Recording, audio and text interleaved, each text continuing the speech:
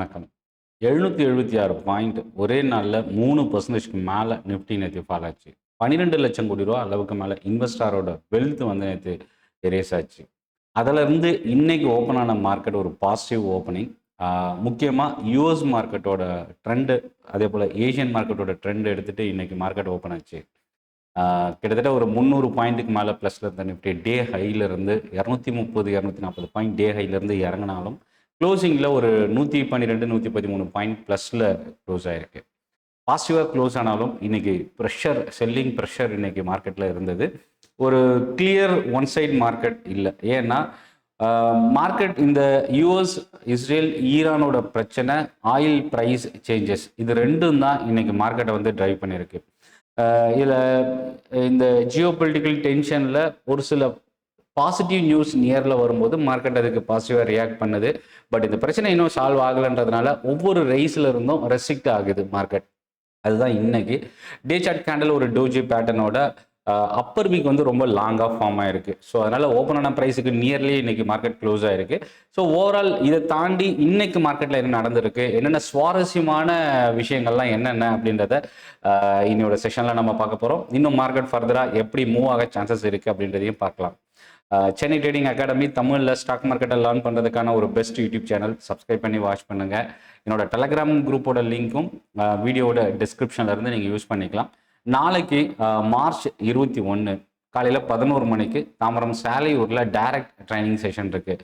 அதாவது option hedging strategies பற்றி நம்ம இந்த ட்ரைனிங்கில் கற்றுக்க போகிறோம். இந்த ட்ரைனிங் ஒரு ஃப்ரீ செஷன். அதுக்கான லிங்க் டிஸ்கிரிப்ஷனில் இருக்குது. அந்த லிங்கை கிளிக் பண்ணி ரெஜிஸ்டர் பண்ணிக்கங்க. ரொம்ப லிமிடெட் சீட்ஸாக அவைலபிள் இருக்குது. இப்போ வீடியோக்குள்ளே போகலாம். ஸோ ஃபஸ்ட்டு நிஃப்டியிலிருந்தே நம்ம ஸ்டார்ட் பண்ணலாம். 23,114 நேத்தி மார்க்கெட் க்ளோசிங் வந்து பார்த்தீங்கன்னா 23,000க்கு கீழே ஃபால் ஆனாலும் பட் க்ளோசிங் பேசிஸில் வந்து 23,000க்கு மேலே முடிஞ்சது. அதே போல் நேத்தியோட குளோபல் மார்க்கெட் சப்போர்ட் பண்ணது, முக்கியமாக யூஎஸ் மார்க்கெட் சப்போர்ட் பண்ணது. இன்னைக்கு மார்க்கெட் வந்து ஒரு 200+ பாயிண்ட்ஸ் வந்து ப்ளஸில் ஓப்பன் ஆகுன்னு எதிர்பார்த்தது. அது போலவே மார்க்கெட் கிட்டத்தட்ட ஒரு 300 பாயிண்ட் கிட்ட ப்ளஸில் போச்சு. பட் க்ளோசிங்கில் அகைன் 112 பாயிண்ட் ப்ளஸில் 23,114 கிட்ட இன்னைக்கு க்ளோஸ் ஆயிருக்கு. இதில் நம்ம கவனிக்கக்கூடியது என்னென்னா பேங்க் நிஃப்டி தான். ஸோ இன்றைக்கி எல்லா ப்ராட் மார்க்கெட் இண்டெக்ஸ், அதாவது இந்த நிஃப்டி டாப் 500 கம்பெனிஸ்க்குள்ளே இருக்கிற broad market index, mid cap, small cap, next 50 index, இது எல்லாமே இன்றைக்கி அரௌண்ட் 0.3%லேருந்து 0.6% வரைக்கும் பாசிட்டிவாக இருந்தது.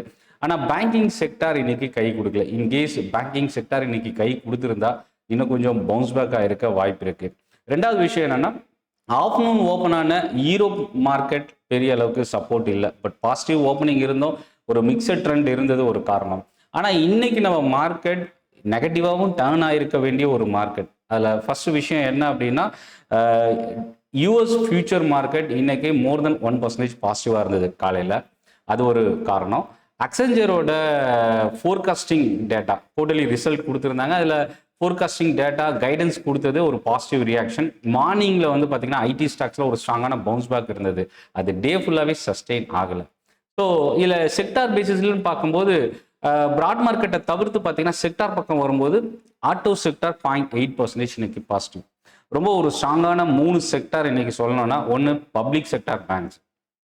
ஸ்டேட் பேங்க் ஆஃப் இந்தியாவோட குரூப் கம்பெனியான SBI mutual fund company DRHP file பண்ணியிருக்காங்க. ஸ்டாக் மார்க்கெட்டில் லிஸ்ட் ஆகிறதுக்கு ஐபிஓக்கான ஸ்டெப் எடுத்திருக்கிறாங்க. இது எஸ்பிஐக்கு ஒரு பாசிட்டிவான ஒரு விஷயம்.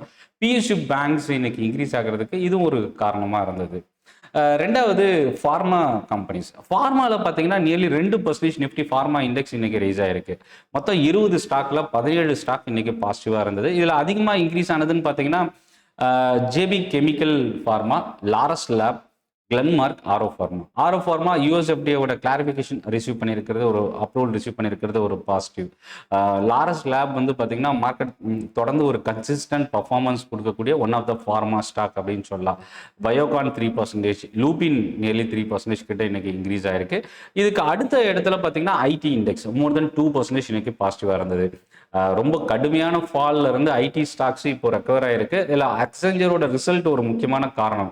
இல்லை LNT, Infotech, Mindtree, OFSS, Tech Mahindra, Persistent, இந்த ஸ்டாக்ஸ்லாம் இன்னைக்கு மோர் தென் 2% மேலே இன்க்ரீஸ் ஆனது. ஐடி இண்டெக்ஸில் இருக்கிற எல்லா ஸ்டாக்குமே இன்னைக்கு பாசிட்டிவாக க்ளோஸ் ஆகிருக்கு. அடுத்தது மெட்டல் இண்டெக்ஸ். மெட்டல் இண்டெக்ஸு நம்ம இதில் ஒரு விஷயம் நம்ம கவனிக்க வேண்டியது என்னென்னா, மெட்டல் ஸ்டாக்ஸுக்கு இன்னைக்கு ஒரு மிக்சட் ட்ரெண்ட் இருந்தது, ஒரு கிளியர் ஒன் சைட் டைரக்ஷன் இல்லை. ஏன் அப்படின்னா கோல்டு ஃபால் ஆகிருந்தது, சில்வர் கிட்டத்தட்ட ஒரு 8 to 10% கிட்ட நேற்று இறங்குச்சு, கோல்டு 4 to 5% கிட்ட ஃபால், காப்பர் நியர்லி 2% கிட்ட இறங்குச்சு. இது வந்து இன்னைக்கு மார்க்கெட்டில் வந்து ஒரு நெகட்டிவ் ரியாக்ஷன் கொடுத்துருக்கணும். பட் ப்ரோக்கரேஜோட அப்டேட்டு அது மட்டும் இல்லை, இப்போ இருக்கிற இந்த சுச்சுவேஷன் வந்து ஜியோ பொலிட்டிக்கல் டென்ஷனோட இம்பாக்ட் இம்ப்ரூவ் ஆகிருக்கிறது, சுச்சுவேஷன் இம்ப்ரூவ் ஆகிருக்கிறது, இதெல்லாமே ஒரு காரணமாக பார்க்கலாம். அது மட்டும் இல்லாமல் சைனாவோட நியூஸும் ஒரு ரீசன். மெட்டல் ஸ்டாக்ஸ் இன்னைக்கு குளோபல் மெட்டல் ப்ரைஸுக்கு அகெயின்ஸ்டாக பாசிட்டிவாக டேர்ன் ஆனதுக்கு ஒரு ஒன் ஆஃப் த ரீசனாக பார்க்கலாம். 1.5% கிட்ட மெட்டல் இண்டெக்ஸ் இன்க்ரீஸ் ஆகிருக்கு. ஸோ அப்போ என்னென்னா PSU banks, pharma, metal, IT இது எல்லாமே மோர் தென் 1 to 2% கிட்ட இன்க்ரீஸ் ஆகிருந்தது. நெகட்டிவ் சைடு அப்படின்னு பார்க்கும்போது இன்னைக்கு ரொம்ப வீக்கானது என்னென்னா பிரைவேட் செக்டார் பேங்க்ஸும் ரியாலிட்டி இண்டெக்ஸும் இன்னைக்கு ரொம்ப வீக்காக இருந்தது. ஃபினான்ஷியல் சர்வீசஸ் இண்டெக்ஸும் இன்னைக்கு கொஞ்சம் வீக்காக இருந்தது. முக்கியமாக பஜாஜ் ஃபினான்ஸும் பஜாஜ் ஃபின்சர்வும் இன்னைக்கு வந்து ஒரு பெரிய ஃபால். அடுத்தது நிஃப்டி 50. ஆக்சுவலாக இதில் வந்து பார்த்தீங்கன்னா 36 ஸ்டாக் இன்னைக்கு பாசிட்டிவ், இதில் 14 ஸ்டாக் இன்னைக்கு நெகட்டிவ். இதில் அதிகமாக ஃபால் ஆனதுன்னு பார்த்தீங்கன்னா ஹிண்டால்கோ. மற்ற மெட்டல் ஸ்டாக்ஸில் ரொம்ப ஒரு ஸ்ட்ராங்கான பவுன்ஸ் பேக் இருந்தாலும் ஹிண்டால்கோ இறங்கினதுக்கு அலுமினியம் ப்ரைஸ் ஒரு ரீசன். கிட்டத்தட்ட 4 to 5% கிட்ட அலுமினியம் குளோபல் மார்க்கெட்டில் இறங்கினது ஹிண்டால்கோ ஃபால் இன்னைக்கு டாப் லூசரில் வர்றதுக்கு ஒரு காரணம். ரெண்டாவது ஹெச்டிஎஃப்சி பேங்க். ஹெச்டிஎஃப்சி பேங்க்கினுடைய சேர்மன் ரிசைன் பண்ணது, புரோக்கரேஜோட அப்டேட்டு நேற்று 4 to 5% கிட்ட இறங்குச்சு, இன்னைக்கு அகைன் 2% இன்னைக்கு ஃபால் ஆயிருக்கு. இதை தாண்டி insurance, life insurance, HDFC life, Shriram finance நேற்று 4 to 5% கிட்ட இறங்குச்சு, இன்னைக்கும் வந்து நெகட்டிவாக தான் க்ளோஸ் ஆயிருக்கு. ரிஃபைனரி ஸ்டாக்ஸ், ஆக்சுவலாக க்ரூட் ஆயில் வந்து நேற்று ஒரு வீக்னஸ் இருந்தது ஈவினிங் மார்க்கெட்டில் அமெரிக்காவில். பட் அதோட இம்பாக்ட் கூல் ஆஃப் ஆகிருக்கிறது. ஆயில் ப்ரைஸ் அகைன் ஒரு ப்ராஃபிட் புக்கிங் டர்னாக இருந்தது. ரிஃபைனரி ஸ்டாக்ஸுக்கும் ஆயில் ப்ரொடக்ஷன் கம்பெனிஸ்க்கும் ஒரு வீக்னஸ் இருந்தது. ஓஎன்ஜிசி இன்னைக்கு நெகட்டிவாக க்ளோஸ் ஆயிருக்கு. அதே போல் டிஃபென்ஸ் ஸ்டாக்ஸ் நேற்றே ஒரு நெகட்டிவ் சைட் டர்ன் ஆயிடுச்சு. இன்னைக்கு பார்த்தீங்கன்னா பிஎல் நியர்லி 1% கிட்ட இன்னைக்கு நெகட்டிவாக டர்ன் ஆயிருக்கு. இப்போ பாசிட்டிவ் சைட் வரலாம். ஹிண்டால்கோ அலுமினியம் ப்ரைஸோட இம்பேக்ட் ஒரு பக்கம் நெகட்டிவாக டர்ன் ஆனாலும் இன்னொரு பக்கம் ஜேஎஸ்டபிள்யூ ஸ்டீல், டாடா ஸ்டீல் மோர் தென் 3% கிட்ட இன்க்ரீஸ் ஆயிருக்கு, ஒரு ஸ்ட்ராங்கான வால்யூமும் டர்ன் ஆயிருக்கு. எனர்ஜி ஸ்டாக்ஸு, கோல் இந்தியா அவங்களோட சப்சிடி கம்பெனி ஐபிஓக்கான ஸ்டெப் எடுக்க போகிறது கொஞ்சம் தள்ளி போகுன்ற ஒரு நியூஸ் இருக்குது. இருந்தும் கோல் இந்தியா எனர்ஜி செக்டாரோட டிமாண்ட், ஒரு ஆல்டர்னேட்டிவ் எனர்ஜிக்கான ஒரு ப்ராடக்ட், கோல் இந்தியா இன்னைக்கு நியர்லி 2% கிட்ட இன்க்ரீஸ் ஆயிருக்கு. டூ வீலர் செக்மெண்ட்ல பஜாஜ் ஆட்டோ ஒரு பாசிட்டிவ் சைன். டாடா குரூப்ல இருக்கிற ட்ரெண்ட் லிமிடெட் தொடர்ந்து கண்டினியூஸாக இறங்கிட்டு இருந்த இந்த ஸ்டாக் இன்னைக்கு அதிகமான வால்யூமோட பவுன்ஸ் பேக் ஆயிருக்கு, மோர் தென் 2% கிட்ட இன்க்ரீஸ் ஆயிருக்கு. இன்ஃபோசிஸ், டெக் மஹிந்திரா இந்த ஸ்டாக்ஸ்லாம் நிஃப்டியில் ஒன் ஆஃப் த லூசராக டர்ன் ஆயிருக்கு அப்படின்னு சொல்லலாம். இப்போ ஸ்மால் கேப் பக்கம் வரும்போது ஸ்மால் கேப்ல வந்து 54 ஸ்டாக் பாசிட்டிவாக இருந்தது, 46 ஸ்டாக் நெகட்டிவாக இருந்தது. இதில் ஒரு ஸ்டாக்கு 20% கிட்ட இன்னைக்கு இன்க்ரீஸ் ஆயிருக்கு. First cry, brain bees solutions அப்படின்ற கம்பெனி. ஃபர்ஸ்ட் கிரை இன்னைக்கு ஓப்பனிங்ல இருந்து ஒரு 78% ப்ளஸ்ல ஓப்பன் ஆன இந்த ஸ்டாக்கு 20% அப்பர் ஃபீஸு, முக்கியமாக அதிகமான வால்யூமோட டர்ன் ஆயிருக்கு. அப்புறம் இன்னொரு ஸ்டாக்கு தொடர்ந்து கண்டினியூஸாக இறங்கிட்டு இருந்த ஓலா எலக்ட்ரிக் இன்னைக்கு 7% கிட்ட பாசிட்டிவாக டர்ன் ஆயிருக்கு.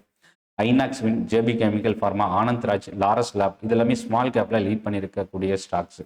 எம்சிஎக்ஸ் தான் இன்னைக்கு ஸ்மால் கேப்ல டாப் லூசர். எம்சிஎக்ஸ் மட்டும் இல்லை, கேபிட்டல் மார்க்கெட் இண்டெக்ஸில் இருக்கக்கூடிய companies BSc, angel one, MCX இந்த ஸ்டாக்ஸ் நான் காலையில் என்னோட டெலிகிராம் குரூப்லேயும் ஷேர் பண்ணியிருந்தேன். கேபிட்டல் மார்க்கெட் ஸ்டாக்ஸில் இன்னைக்கு வீக்னஸ் இருக்குது அப்படின்றது. மேபி நீங்கள் டெலிகிராம் குரூப்பில் இல்லை அப்படின்னா லிங்க் டிஸ்கிரிப்ஷனில் இருக்குது, கிளிக் பண்ணி குரூப்பில் ஜாயின் பண்ணிக்கங்க. ஸ்டாக் அப்டேட்ஸ் நீங்கள் ரிசீவ் பண்ணலாம். ஸோ ஏஞ்சல் ஒன் இன்னைக்கு டிவிடன் அனௌன்ஸ் பண்ணியிருக்கிறாங்க. எதிர்பார்த்த அளவுக்கு டிவிடன் இல்லை அப்படின்றது ஒரு காரணம். ரெண்டாவது, கேஸ் கம்பெனிஸ் தொடர்ந்து கண்டினியூஸாக இன்க்ரீஸ் ஆகிட்டு இருந்தது. இன்னைக்கு வந்து பார்த்தீங்கன்னா ஒரு கூல் ஆஃப் ஆயிருக்கு. எம்ஜிஎல் வந்து 4% கிட்ட இன்னைக்கு ஃபால் ஆயிருக்கு. Karur Vysya bank, KEC international, Swan corp, Manappuram finance, gold price fall ஆனது. கோல்டு ஃபினான்ஷியஸ்க்கு இது ஒரு நெகட்டிவ், மணப்புரம் முத்தூடுக்கு இது ஒரு நெகட்டிவ். இன்கேஸ் தொடர்ந்து கோல்டு ப்ரைஸ் ஃபால் ஆச்சு அப்படின்னா வீக்னஸ் இருக்க வாய்ப்பு இருக்கு. அடுத்தது இதில் நம்ம கவனிக்கக்கூடியதுன்னு பார்த்தீங்கன்னா மிட் கேப். மிட் கேப்பை பொறுத்த வரைக்கும் இன்னைக்கு 60 ஸ்டாக் இன்னைக்கு பாசிட்டிவாக இருந்தது. Tata LXi, IDBI, Hindustan petroleum, முக்கியமாக இந்துஸ்தான் பெட்ரோலியம், பாரத் பெட்ரோலியம் இன்னைக்கு ஒரு பாசிட்டிவ் சைன் என்னன்னா க்ரூட் ஆயில் பிரைஸ் ஃபால் ஆயிருக்கிறது. ரெண்டாவது, நேற்று 5% இந்துஸ்தான் பெட்ரோலியம் ஃபால் ஆச்சு, 5 to 6% கிட்ட. இன்னைக்கு 4% கிட்ட ரெக்கவர் ஆயிருக்கு. வோடஃபோன் ஐடியா இன்னைக்கு மிட் கேப்ல 4% கிட்ட பாசிட்டிவ். சப்ஸ்கிரைபர் லாஸ் பண்றது நேரோ ரேஞ்சில் எடுத்துன்னு வந்திருக்காங்க. தொடர்ந்து கண்டினியூஸா அதிகமாயிட்டே இருந்தது. இப்போ அந்த சப்ஸ்கிரைபர் ஃபால் ஆயிருக்கிறது நேரோவா இருக்கு. ஸோ இது வந்து மேபி இது ஒரு யூ டர்ன் போட்டு மறுபடியும் நியூ சப்ஸ்கிரைபர் ஆட் பண்றதுக்கான ஒரு சுச்சுவேஷனா மாறுன்ற எதிர்பார்ப்பு இன்வெஸ்டர்ஸ் சைடில் இருந்தது. இன்னைக்கு 4% பாசிட்டிவ். பிஹெச்எல், ஆரோ ஃபார்மா, இதெல்லாமே நியூஸ் இம்பாக்ட்னால இன்னைக்கு வந்து மிட் கேப்ல இன்க்ரீஸ் ஆயிருக்கிற ஸ்டாக்ஸ். இப்போ நம்ம நியூஸுக்கு வரலாம். இன்னைக்கு மார்க்கெட்டை ட்ரைவ் பண்ணதெல்லாம் என்னென்ன, யூஎஸ், ஈரான், இஸ்ரேல் இந்த ஜியோ பொலிட்டிக்கல் டென்ஷன் 21 நாளை கடந்திருக்கு. இந்த ஹார்மஸ் அப்படின்ற கடல் வழி பகுதி ஆயில் டிரான்ஸ்போர்ட்டேஷனுக்கும் கேஸ் டிரான்ஸ்போர்ட்டேஷனுக்கும் ரொம்ப முக்கியமான ஒரு ரூட்டு. இதில் வந்து பார்த்தீங்கன்னா ஏற்கனவே ஈரான் வந்து ரொம்ப ஒரு பதற்றத்தோடு வச்சிருக்கிறாங்க. டிரான்ஸ்போர்ட்டேஷன் பெரிய அளவுக்கு பாதிக்கப்பட்டிருக்கு. இதில் வந்து என்ன இவங்க இப்போ இப்போ இது எல்லாமே நமக்கு ஆல்ரெடி தெரிஞ்ச விஷயம்தான். ஆனால் என்ன இப்போ முக்கியமான விஷயம்னா, நாட்டோ கண்ட்ரீஸ் இப்போ இந்த ஹார்மஸுக்கான பாதுகாப்பு, அதாவது இந்த பாதையை ஓப்பன் பண்ணுறதுக்கான சப்போர்ட் வந்து அமெரிக்காவுக்கு கொடுக்க போகிறோன்னு கொடுத்துருக்குறாங்க. ஸோ ஈரானோட நட்பு நாடாக இருக்கிற கண்ட்ரிஸே இப்போ ஈரானுக்கு எதிராக இப்போ கொடி பிடிச்சிருக்கிறாங்க அமெரிக்காவுக்கு சப்போர்ட் பண்ணி. Britain, France, Germany, Italy, Netherlands இவங்க எல்லாருமே வந்து சேஃபாக ஹார்மஸை வந்து ஆயிலுக்கும் சரி கேஸ் டிரான்ஸ்போர்ட்டேஷனுக்கும் கடல் வழி பகுதியை நார்மல் ஸ்டேஜுக்கு எடுத்துகிட்டு வரதுக்கான சப்போர்ட் வந்து அமெரிக்காவுக்கு கொடுக்கும்னு சொல்லியிருக்கிறாங்க. இது ஒரு பாசிட்டிவான ஒரு விஷயம். க்ரூட் ஆயில் ஃபால் ஆகிறதுக்கும் இது ஒரு காரணம், ஈக்விட்டி மார்க்கெட் ரெக்கவர் ஆகிறதுக்கும் இது ஒரு காரணம். ரெண்டாவது, யூஎஸோட எனர்ஜி செக்ரட்டரி என்ன கொடுத்துருக்கிறார் அப்படின்னா, ஆயில் அண்ட் கேஸ் எக்ஸ்போர்ட் வந்து ரெஸ்ட்ரிக்ஷன் எதுவும் இல்லை அப்படின்றத மென்ஷன் பண்ணியிருக்காங்க. இப்போதைக்கு க்ரூட் ஆயிலும் சரி கேஸும் சரி இப்போதைக்கு எதுவும் ரெஸ்ட்ரிக்ட் பண்ணக்கூடிய விஷயம், ப்ரொடக்ஷனோ சப்ளையோ ரெஸ்ட்ரிக்ட் பண்ணக்கூடிய எந்த ஒரு ஸ்டெப்போ எடுக்கலன்னு கொடுத்துருக்கிறது இன்னொரு பாசிட்டிவான ஒரு விஷயம் பார்க்கலாம். கோல்டு, சில்வர் தான் இன்னைக்கு ரொம்ப, இன்னைக்கு இல்லை இப்போ ரீசெண்டாக கிளைண்ட் லெவலில் இருக்கிற ஒரு பெரிய ஒரு பேனிக் என்ன அப்படின்னா, 2025 கோல்டு சில்வருக்கு ஒரு பெஸ்ட் இயர், ஒரு ஸ்ட்ராங்கான ரேலி இருந்தது. இப்போ இந்த ஈரான் பிரச்சனை ஆரம்பிச்சதுக்கு அப்புறம் கோல்டு சில்வரோட இன்வெஸ்ட்மெண்ட் கம்ப்ளீட்டா க்ரூட் ஆயில் பக்கம் டர்ன் ஆகுது. இன்வெஸ்ட்மெண்ட் அசெட் அப்படின்னு கூட சொல்லலாம். நார்மலா ஜியோ பொலிட்டிக்கல் டென்ஷன்ல ஈக்விட்டி மார்க்கெட் அன்சர்டனிட்டியா இருக்கும்போது அங்கிருந்து ஃபண்டை எடுத்து கோல்டு, சில்வர், பாண்ட்ஸு இல்லை இந்த மாதிரி டைவெர்ட் பண்ணுவாங்க. பட் இப்போ க்ரூட் ஆயில் பக்கம் டைவெர்ட் ஆயிருக்கு. இந்த பிரச்சனை சால்வ் ஆகிற வரைக்கும் கோல்டு, சில்வர்ல ஒரு கிளியர் டைரக்ஷன் இல்லாமல் இருக்க தான் வாய்ப்பு இருக்கு. ஃப்ரெஷ்ஷாக இன்வெஸ்ட் பண்ணணும் அப்படின்னா ஈரானோட பிரச்சனையை நீங்கள் ஃபோக்கஸ் பண்ணிட்டு அதுலேருந்து வர நியூஸை பொறுத்து நீங்கள் இதில் என்ன பண்ணலான்றதை டிசைட் பண்ணுங்க. ஏன்னா க்ரூட் ஆயில் ஃபால் ஆக ஆரம்பித்தாலும் ஈக்விட்டி மார்க்கெட் பவுன்ஸ் பேக் ஆக ஆரம்பிக்கும். அது ஒரு விஷயம். அதே மாதிரி ஈக்விட்டி மார்க்கெட் பவுன்ஸ் பேக் ஆக ஆரம்பித்தாலும் இந்த ஈரான், யூஎஸ், இஸ்ரேலோட பிரச்சனை சால்வ் ஆகும்போது கோல்டு, சில்வரில் ஒரு ஸ்டேபிலிட்டி வர்றதுக்கு வாய்ப்பு இருக்குது. டாலர் இண்டெக்ஸ் ஸ்ட்ரென்தன் ஆகிறதுக்கு ஒரு காரணம் தான் இந்த கோல்டு, சில்வர் ஃபால் ஆகிறதுக்கு. ஃப்ரெஷ் இன்வெஸ்ட்மெண்ட் பெட்டர் இப்போதைக்கு அவாய்ட் பண்ணலாம். இல்லை கொஞ்சம் கொஞ்சமாக நீங்கள் கோல்டு, சில்வர் இந்த ஃபாலை வந்து யூட்டிலைஸ் பண்ணலாம். பட் இதில் ஒரு விஷயம் கவனிக்க வேண்டியதுன்னா, $4,000 ரொம்ப ஒரு குரூஷியலான சைக்காலஜிக்கல் சப்போர்ட். அதே மாதிரி இங்கே $70 ரொம்ப ஒரு குரூஷியல் லெவல் சில்வருக்கு. இந்த 2 லெவல் அமெரிக்காவோட மார்க்கெட்டில் ரொம்ப இம்பார்ட்டன்ட் லெவலாக பார்ப்போம். அடுத்தது மெட்டல் ஸ்டாக்ஸை பற்றி நம்ம ஆல்ரெடி பார்த்தோம். மக்வாரியோட புரோக்கரேஜ் அப்டேட் தான் மெட்டல் ஸ்டாக்ஸ். முக்கியமாக குளோபல் மெட்டல் ப்ரைஸ் இறங்கியிருந்தாலும் நம்ம மெட்டல் ஸ்டாக்ஸ் இன்க்ரீஸ் ஆனதுக்கு. ஆனால் அப்படி இருந்தும் சில்வர் ப்ரைஸோட ஃபால், அலுமினியமோட ஃபால், காப்பரோட ஃபால், இது மூணும் கண்டிப்பாக அந்த ரெஸ்பெக்டிவ் ஸ்டாக்ஸில் வந்து ரிஃப்ளெக்ட் ஆகும். அது மேபி இந்த சில்வர், காப்பர், அலுமினியம் ரிலேட்டட் கம்பெனிஸ்க்கு இது ஒரு நெகட்டிவ். ரொம்ப முக்கியமானது இப்போ ரீசன்ட் லேட்டஸ்ட் நியூஸ் என்ன அப்படின்னா, இஸ்ரேலோ ஈரானோ ஃப்ரெஷ்ஷான ஸ்ட்ரைக் வந்து ஸ்டார்ட் பண்ணியிருக்கிறாங்க. கல்ஃப் எனர்ஜி அசட்டுக்கான ஃபோக்கஸ் வந்து இன்னும் பதற்றத்தை அதிகமாக்கி இருக்கு இன்னைக்கு நடந்திருக்கிற விஷயம். ஸோ இது வந்து ஒரு பக்கம் இருந்தாலும் அடுத்து கெமிக்கல் ஸ்டாக்ஸ் வரலாம். கெமிக்கல் ஸ்டாக்ஸில் என்ன பிரச்சனை அப்படின்னா, சைனா ஃபெர்டிலைசர் எக்ஸ்போர்ட்டை வந்து ரெஸ்ட்ரிக்ட் பண்ணியிருக்கிறாங்க. இது அடுத்த பிரச்சனை. இப்போதைக்கு கெமிக்கல் அண்ட் ஃபெர்டிலைசர் செக்டருக்கு ஒரு வாலட்டிலிட்டியை கிரியேட் பண்ணும். இதுக்கு இந்தியா இப்போ இன்னொரு அனௌன்ஸ்மெண்ட் என்ன கொடுத்துருக்குறாங்கன்னா, ஆன்டி டம்பிங் டியூட்டி அப்படின்னு சொல்லிட்டு சைனாலேருந்து இம்போர்ட் பண்ணக்கூடிய ப்ராடக்ட்ஸ்க்கு இந்தியா இம்போஸ் பண்ணியிருக்கிறது. தீபக் நைட்ரேட், மேக்மனி ஆர்கானிக்ஸ், இந்த கம்பெனிஸ்க்கு வந்து ஒரு பாசிட்டிவான ஒரு ரியாக்ஷனாக பார்க்கலாம். அடுத்தது oil crude oil price fall ஆகிறது. Oil India, ONGC, Chennai petroleum, refinery கம்பெனிஸ்க்கு நெகட்டிவ். அதே மாதிரி க்ரூட் ஆயிலோட ஃபால் ஆயில் மார்க்கெட்டிங் கம்பெனிஸ்க்கு இது ஒரு பாசிட்டிவான ஒரு இம்பாக்டாக பார்க்கலாம். ஸோ அக்செஞ்சரோட ரிசல்ட் கைடன்ஸ் இன்க்ரீஸ் பண்ணியிருக்கிறாங்க. Q2 எதிர்பார்த்ததை விட ஒரு பெட்டரான ரிசல்ட்டு. இதில் இன்னொரு விஷயம் நம்ம கவனிக்க வேண்டியது என்னென்னா, ரிலையன்ஸு 50 DMAக்கு அபவ் கிராஸ் ஆகிருக்கு. நியர்லி 3% கிட்ட இன்னைக்கு இன்ட்ராடேல ரைஸ் ஆச்சு. அது ஒரு பாசிட்டிவான ஒரு விஷயமா பார்க்கலாம். கவர்மெண்ட் இன்னொரு ஸ்டெப் எடுத்திருக்கிறாங்க. கேஸ் சப்ளையை இன்னும் கொஞ்சம் எக்ஸ்பேண்ட் பண்ணுறதுக்கான அனௌன்ஸ்மெண்ட் கொடுத்துருக்காங்க. இது ஃபெர்டிலைசர் செக்டருக்கு இது ஒரு பாசிட்டிவான ஒரு விஷயமா பார்க்கலாம். அடுத்தது ப்ரொமோட்டர் பையிங் ஸ்டாக் அப்படின்னா IOL கெமிக்கல்ஸ் வந்து நம்ம கவனிக்கலாம். அது ஒரு பாசிட்டிவ் மொமெண்டம் இன்னைக்கு இருந்தது. இன்னொரு விஷயம், இந்த கேஸ் அண்ட் க்ரூட் ஆயிலோட சப்ளை டிஸ்டர்ப் ஆகிருக்கிறது. இப்போ ப்ரைஸ் இன்க்ரீஸ் ஆகிருக்கிறதும் சப்ளை டிஸ்டர்ப் ஆகிருக்கிறதும் அதுக்கான ரியாக்ஷன் இந்தியாவில் என்ன நடந்திருக்குன்னு பார்த்தீங்கன்னா, ஃபர்ஸ்ட் ரியாக்ஷன் என்ன அப்படின்னா, IOC Indian oil corporation fuel price வந்து பார்த்தீங்கன்னா இண்டஸ்ட்ரியல் ஃபியூயல் ப்ரைஸை வந்து இன்க்ரீஸ் பண்ணியிருக்கிறாங்க. கிட்டத்தட்ட 87 ரூபா 67 காசுலேருந்து 109 ரூபா 59 காசாக ரைஸ் பண்ணியிருக்கிறாங்க. இது ஒரு பெரிய பாதிப்பு. இந்துஸ்தான் பெட்ரோலியமும் பார்த்தீங்கன்னா ப்ரீமியம் பெட்ரோல் ப்ரைஸு 2 ரூபா ஒரு லிட்டர் இருக்கும். நார்மல் பெட்ரோல், நார்மலாக ரீட்டைலில் செல் பண்ணக்கூடிய பெட்ரோலுக்கு எந்த சேஞ்சஸும் இல்லாமலும் ரிவைஸ் பண்ணியிருக்கிறாங்க. இன்னொரு விஷயம், ஜொமேட்டோவோட பிளாட்ஃபார்ம் ஃபீ, டெலிவரி பிளாட்ஃபார்ம் ஃபீ இன்க்ரீஸ் பண்ணியிருக்கிறாங்க. இது எல்லாமே இப்போ நடந்திருக்கிற இந்த ஃபியூயல் கேஸோட இம்பேக்ட்னால வந்திருக்கு. இப்போ ஸ்டாக்ஸுக்கு வரலாம். ஐடி ஸ்டாக்ஸு ஸ்விஸ்போர்ட் அப்படின்ற கம்பெனியோட பார்ட்னர்ஷிப்பை எக்ஸ்டெண்ட் பண்ணியிருக்கிறாங்க, TCS. இது ஒரு விஷயம். HUL வந்து டிமர்ஜர் நியூஸ், ஃபுட் பிஸ்னஸை வந்து டிமர்ஜ் பண்ணுறதுக்கான ஒரு நியூஸு. இப்போதைக்கு வந்து பார்த்தீங்கன்னா எந்த ஒரு டிஸ்கஷனும் இல்லைன்னு கொடுத்துருக்குறாங்க HUL. மேபி இந்த கம்பெனி பெரிய அளவுக்கு இன்வெஸ்டரை சர்ப்ரைஸ் பண்ணல, அது ஒரு ரீசன். ஸோ அதனால தான் ஆல்ரெடி வந்து ஐஸ்கிரீம் பிஸ்னஸ், இப்போ ஃபுட் பிஸ்னஸை 1 by 1 டிமர்ஜ் பண்ணுறாங்க, லைக் வேதாந்தா மாதிரி. ஸோ அப்போ இது HULக்கு ஒரு பெரிய ப்ளஸ்ஸாக இருக்குமா அப்படின்னு ஒரு எதிர்பார்ப்பு இருந்தது. பட் ஆனால் இப்போ இருக்கிற மார்க்கெட் சுச்சுவேஷனில் இப்போ மேபி இது இவங்க இதை வந்து போஸ்ட்போன் பண்ணியிருக்கிறதுக்கு வாய்ப்பு இருக்குது.